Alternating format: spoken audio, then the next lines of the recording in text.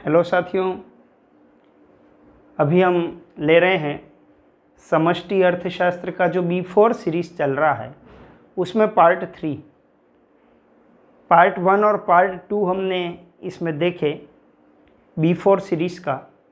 Part 3 जो है ये हमारा बचत फलन और बचत प्रवृत्तियाँ, संबंध प्रवृत्ति, उपभोग प्रवृत्ति और बचत प्रवृत्ति के, ये अब इसमें हम देखेंगे।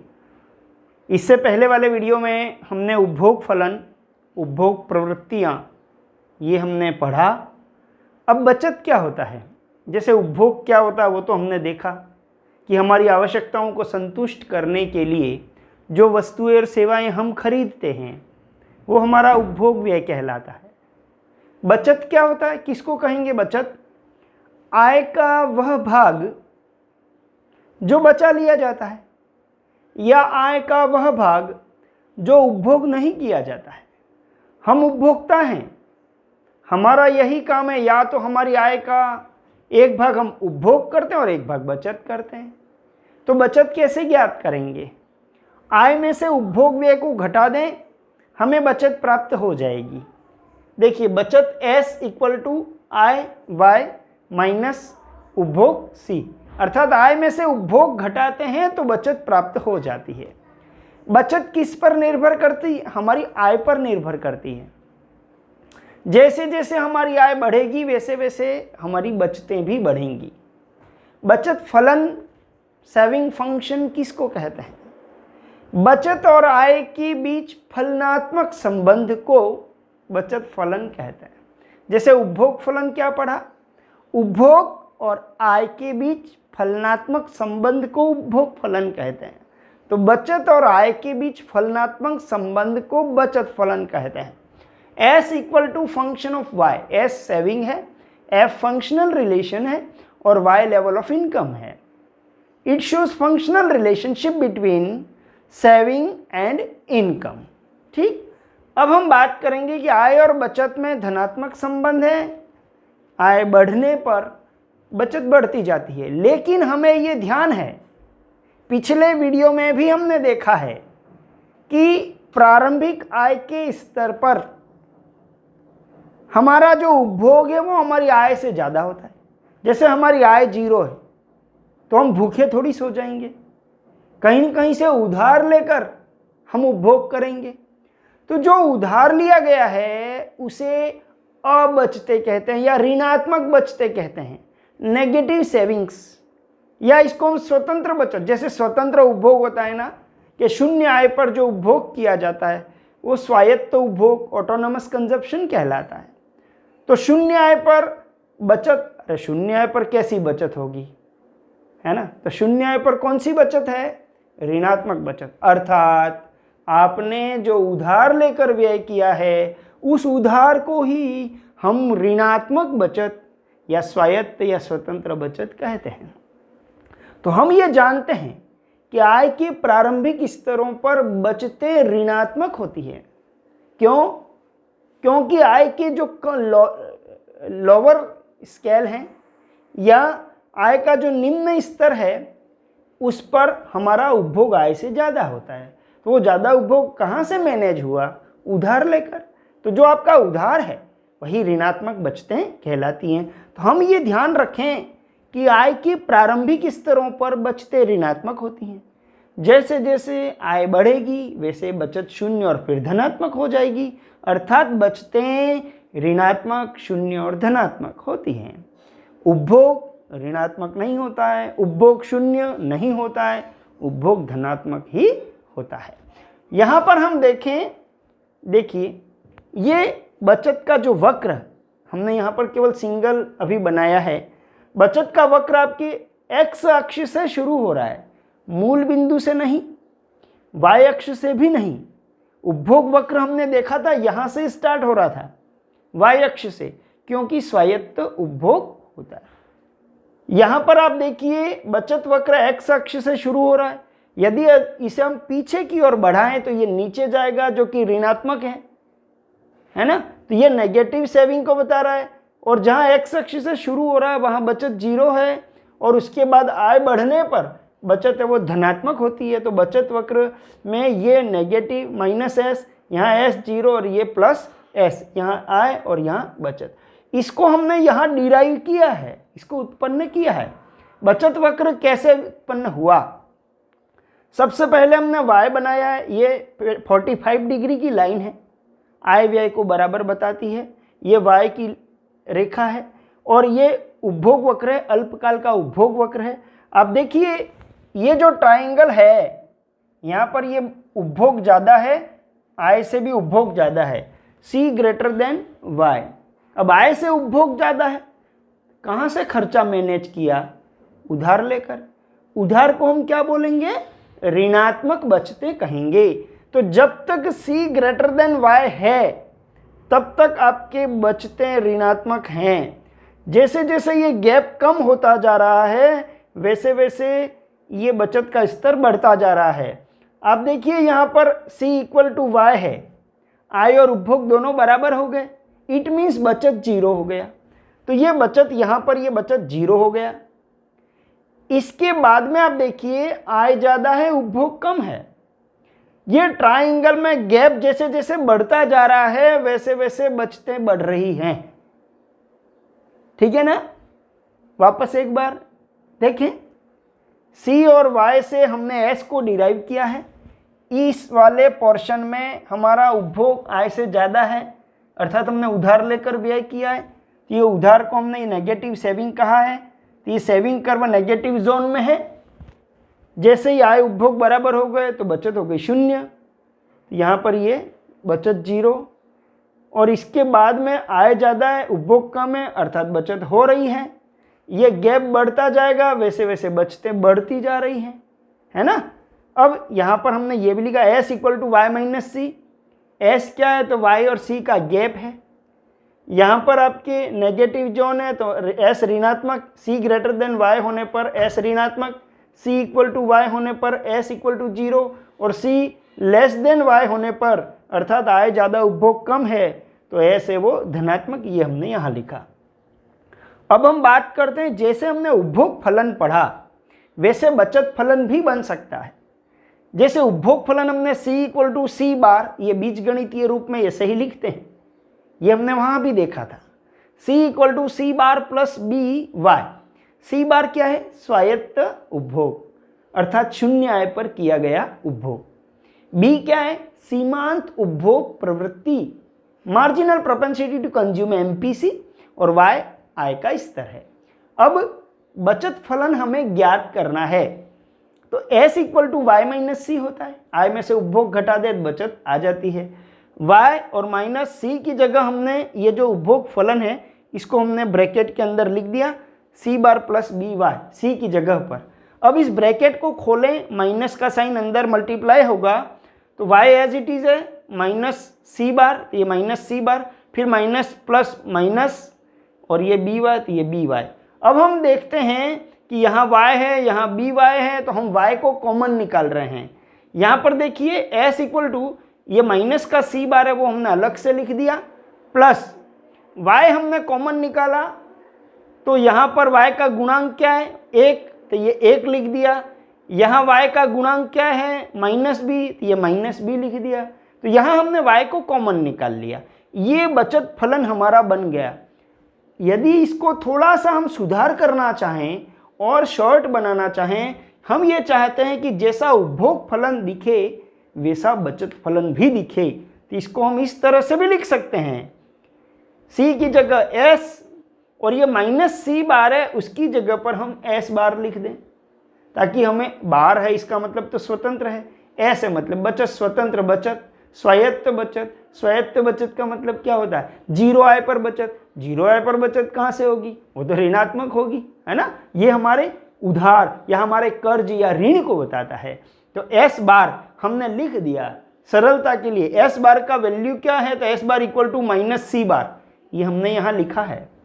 1 माइनस बी जो है, 1 माइनस बी, बी क्या है? सीमांत उपभोग प्रवृत्ति, है ना? तो 1 माइनस बी जो है उसकी जगह पर हमने MPS लिखा, सीमांत बचत प्रवृत्ति। कहाँ से आ गया? तो ये आगे ही अभी हम इनके रिलेशन देखेंगे, तो ये याद रखने के लिए इजी हो जाएगा कि जहाँ उपभोग फलन में MPC आता है तो बचत फलन में MPS आएगा। तो S equal to S bar plus MPS into Y. MPS सीमांत बचत प्रवृत्ति कहाँ से लाए, तो 1 माइनस बी, इसकी जगह पर ही तो मैंने MPS लिखा है। तो 1 माइनस बी, बी का मतलब क्या है, MPC। तो MPS equal to 1 minus MPC सीमांत बचत प्रवृत्ति। अब अपन एक एग्जाम्पल ले रहे हैं कि यदि हमें उपभोग फलन दे दे तो हम बचत फलन निकाल सकते हैं, और बचत फलन दे दे तो हम उपभोग फलन निकाल सकते हैं। ध्यान ये रखना कि S बार जो है उसका वैल्यू क्या है, तो माइनस का C बार। देखिए उदाहरण, यदि उपभोग फलन C equal to 100 plus 0.75y दिया हुआ है तो हमें ज्ञात करना है बचत फलन। बचत फलन कैसे निकलेगा, तो C इक्वल टू ये 100 क्या है, C बार है ना। तो बचत फलन में आपके क्या हो जाता है, इसी को आप माइनस कर दो। ये 100 क्या बता रहा है कि आपकी आय 0 है, तब आपने 100 का उपभोग किया है। 100 लाए कहाँ से, उधार लाए ना। इस उधार को अपन क्या बोलते हैं, ऋणात्मक बचते हैं। तो जब बचत फलन बनाना है तो S इक्वल टू ये जो भी यहाँ वैल्यू दे रखा है कांस्टेंट वैल्यू, इसको आप माइनस बना दो क्योंकि ये आपका उधार है। ये माइनस का 100 प्लस, अब ये तो MPC है, इसको आप एक में से घटा दो। ये अभी हमने लिखा ना 1 माइनस बी या 1 माइनस MPC, तो MPS आ जाएगा। तो इसको 1 में से माइनस करो, 1 माइनस 0.75, ये आ गया 0.25, वाई एज इट इज, ये आ गया। तो उपभोग फलन से बचत फलन बन गया। इस वैल्यू को आप नेगेटिव कर दो और इसको एक में से घटा दो, ये बचत फलन बन गया। अब वापस उल्टा, यदि हमें बचत फलन दिया है S equal to -50 plus 0.3y, इससे आपको उपभोग फलन बनाना है, बना देंगे। S की जगह हो गया C, और ये -50 क्या बता रहा है, हमने 50 रुपया उधार लेकर उपभोग किया है। 50 उधार लेकर उपभोग किया, इट मीन्स हमारी आय 0 थी तब भी हमने 50 का उपभोग किया, तो उसको हम स्वतंत्र उपभोग बोलते हैं। तो यहाँ पर ये होगा 50, खाली साइन ही तो बदलना है। और ये 0.3y है, उसको 1 माइनस कर दो, एक में से इसको घटा दो, 0.7y। तो बचत फलन से उपभोग फलन ज्ञात किया जा सकता है, उपभोग फलन से बचत फलन ज्ञात किया जा सकता है। अब हम लेते हैं औसत बचत प्रवृत्ति, average propensity to save, APS। जैसे हमने APC और MPC पढ़ा था वैसे ही अब हम APS और MPS पढ़ेंगे। औसत बचत प्रवृत्ति APC क्या था, C बटा वाई, तो APS क्या बन जाएगा, S बटा वाई, है ना। तो फार्मूला जो है वो तो हो गया S upon Y, APS equal to S upon Y. S क्या है, अर्थव्यवस्था की कुल बचत, Y क्या है, अर्थव्यवस्था की कुल आय अर्थात राष्ट्रीय आय। तो कुल बचत और कुल आय के अनुपात को हम APS कहते हैं। ये डेफिनेशन बन गई, फार्मूले से डेफिनेशन बन गई। अब हमें ये ध्यान रखना है, चूंकि आपके S जो है वो ऋणात्मक होता है ना आय के प्रारंभिक स्तर पर, तो APS भी ऋणात्मक, क्योंकि ये वैल्यू अगर नेगेटिव आएगी तो APS भी नेगेटिव होगा। S 0 भी तो होता है, यदि S 0 है तो APS हो जाएगा 0, और यदि S पॉजिटिव है तो APS हो जाएगा पॉजिटिव। तो ध्यान ये रखना है कि APS जो है वो ऋणात्मक, शून्य और धनात्मक तीनों हो सकता है। क्लियर, APS क्यों, क्योंकि S ऋणात्मक, शून्य और धनात्मक होता है, तो APS भी ऋणात्मक, शून्य और धनात्मक तीनों हो सकती है। आय के प्रारंभिक स्तर पर, आय के प्रारंभिक स्तर पर जैसे बचत ऋणात्मक होती है ना, इसलिए आय के प्रारंभिक स्तर पर चूंकि S माइनस होता है तो APS ऋणात्मक होगी, और आय बढ़ने के साथ साथ APS बढ़ती जाती है। ठीक है, ये हमने देख लिया। APS इक्वल टू क्या हो गया, S ओपन वाई। अब हम लेते हैं सीमांत बचत प्रवृत्ति MPS, सीमांत बचत प्रवृत्ति, मार्जिनल प्रोपेंसिटी टू सेव। हमने सीमांत उपभोग प्रवृत्ति पढ़ा MPC, उसमें क्या पढ़ा था, फार्मूला क्या था, डेल्टा C बटा डेल्टा वाई। आय में परिवर्तन होने पर उपभोग में कितना परिवर्तन होता है उसका अनुपात, है ना, कि अतिरिक्त आय का कितना भाग उपभोग किया जाता है। वही डेफिनेशन हम सीमांत बचत प्रवृत्ति में बना लेते हैं। इसमें क्या परिभाषा बनेगी, आय में परिवर्तन डेल्टा वाई के फलस्वरूप बचत में परिवर्तन डेल्टा एस के अनुपात को एमपीएस कहते हैं।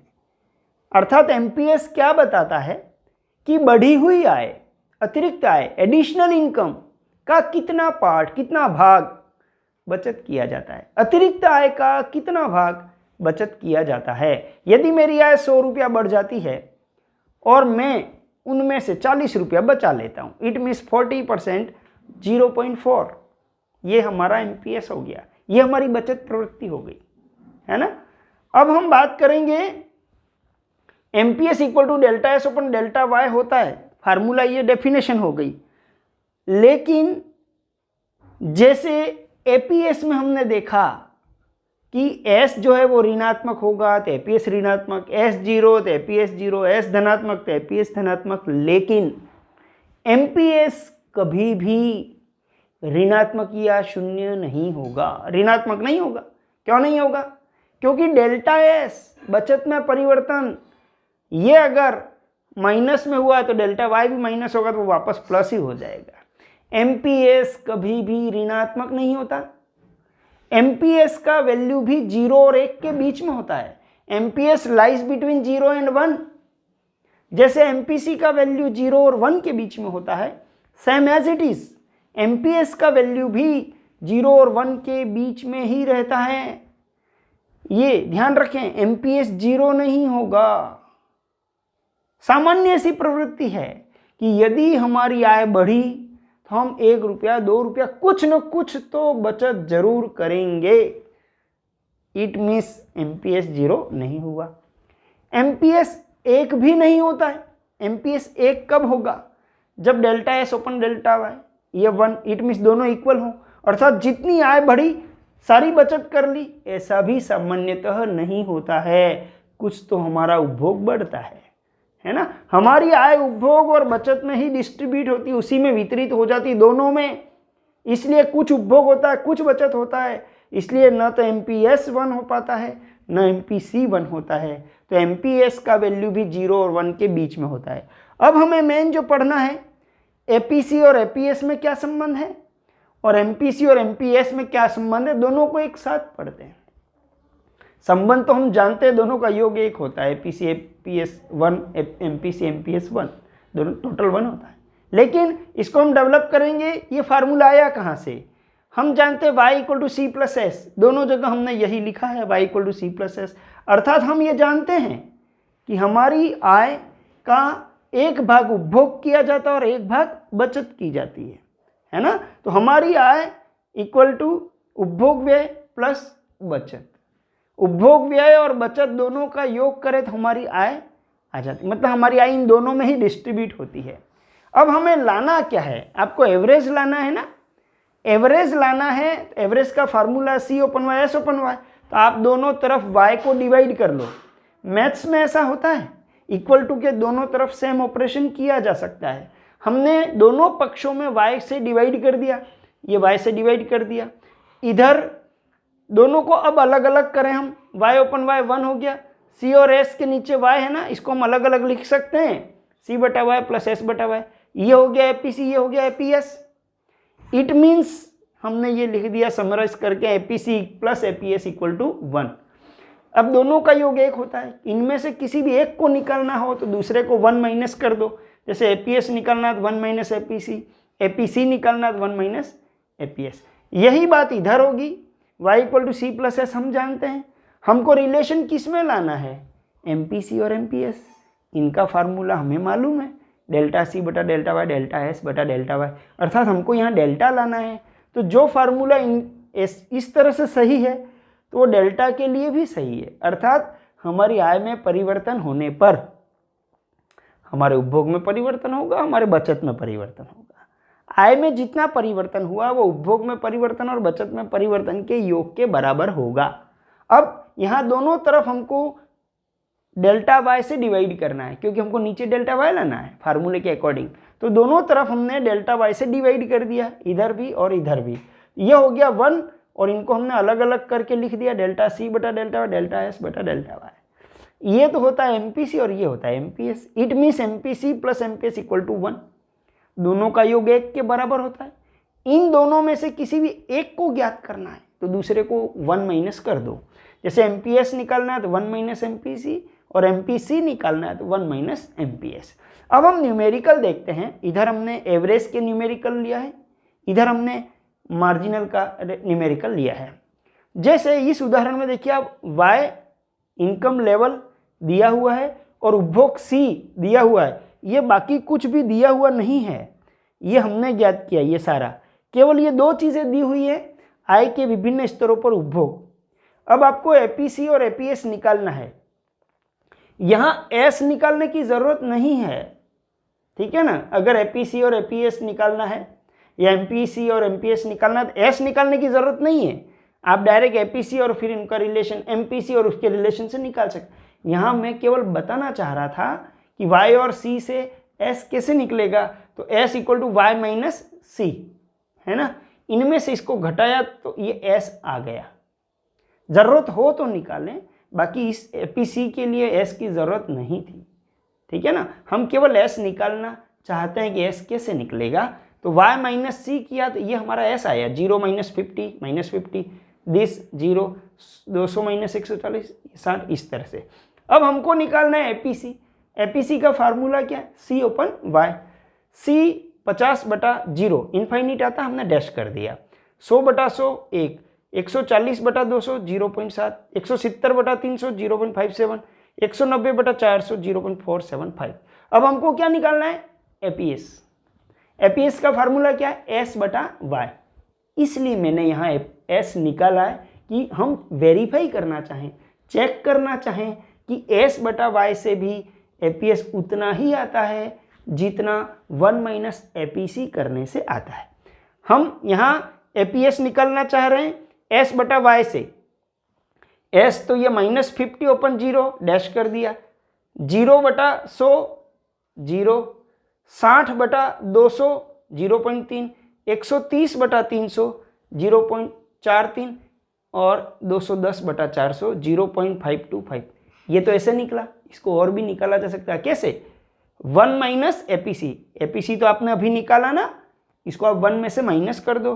1 माइनस 1 0, 1 माइनस 0.7 0.3, 1 माइनस 0.57 तो 0.43, 1 माइनस 0.475 तो 0.525। ये एवरेज का न्यूमेरिकल हो गया। अब हम देखें मार्जिनल का न्यूमेरिकल। यहाँ हमें दिया हुआ है आय और उपभोग, ये दो ही दे रखा है, ये कुछ भी नहीं दिया है। आय के ये स्तर दे रखे हैं 1000, 2000, 1000, 1200, 1400 और 1600। उपभोग दिया हुआ है ये। अब हमें निकालना है एमपीसी और एमपीएस। अब मैं बचत नहीं निकाल रहा हूँ, बचत निकालने की प्रैक्टिस हमने यहाँ कर ली कि y माइनस सी करेंगे तो s आ जाएगा। अगर हमें यहाँ s दिया होता ना तो y माइनस s करते तो c आ जाता। अब हमें एमपीसी और एमपीएस निकालना है। एमपीसी और एमपीएस के लिए क्या निकालना पड़ता है, delta C, delta Y, delta S, है ना। हम पहले एमपीसी के लिए डेल्टा सी निकाल, डेल्टा वैसे एग्जाम में ये सब अलग से निकालने की ज़रूरत नहीं है, मैं ओनली एक्सप्लेनेशन के लिए 2 कॉलम मैंने अभी बनाए हैं। हम डायरेक्ट एमपीएस, एमपीसी, एमपीएस निकाल सकते हैं। अभी ओनली एक्सप्लेनेशन के लिए मैंने ये 2 एडिशनल कॉलम बनाए, डेल्टा सी और डेल्टा वाई। डेल्टा सी निकालना है। Change in consumption, first level पर तो कोई चेंज आया नहीं क्योंकि प्रीवियस इंफॉर्मेशन आपके पास नहीं है, इसलिए फर्स्ट पे हमेशा डैश आता है। तो डेल्टा सी में कितना चेंज आया मालूम नहीं है, डैश। अब 900 से 1060 पे गए, कितना डिफरेंस आया, 160। यहाँ से यहाँ पर गए, कितना डिफरेंस आया, 150।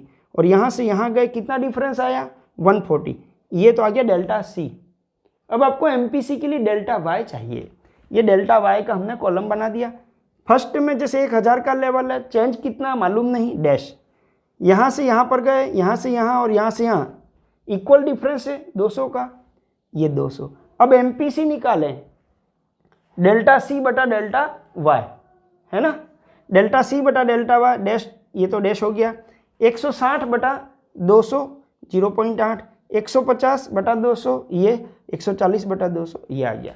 अब आपको एमपीएस निकालना है। एमपीएस फार्मूले से ही निकाल दीजिए आप, आपके पास एस तो है नहीं, है ना, और एस निकालने की ज़रूरत भी नहीं है, आप इनके रिलेशन से निकाल दो। एमपीसी अगर आपके पास है तो 1 माइनस एमपीसी करें, एमपीएस आ जाएगा। यहाँ तो डैश आ गया, 1 माइनस 0.8, 0.2, 1 माइनस 0.75 तो 0.25 और ये 0.3। इस तरह से हम ये देखें कि यदि ये थोड़ी सी प्रैक्टिस हमने की है, आप ध्यान रखें, यदि आपको y और c दो दे रखे हों तो आप APC, APS, MPC, MPS चारों निकाल सकते हैं। y और s दे रखा है खाली तो भी आप APC, APS, MPC, MPS चारों निकाल सकते हो। कैसे? y और s दिया हुआ होता तो आप APS निकाल देते, है ना, APS निकल जाता तो APC निकल जाता 1 माइनस APS करके। इसी तरह से y और s से MPS निकल जाता, डेल्टा s और डेल्टा y से, और 1 माइनस MPS करने से MPC आ जाता। ये हमने कुछ न्यूमेरिकल पोर्शन किया। इस वीडियो को हम यहीं समाप्त करते हैं। Thank you.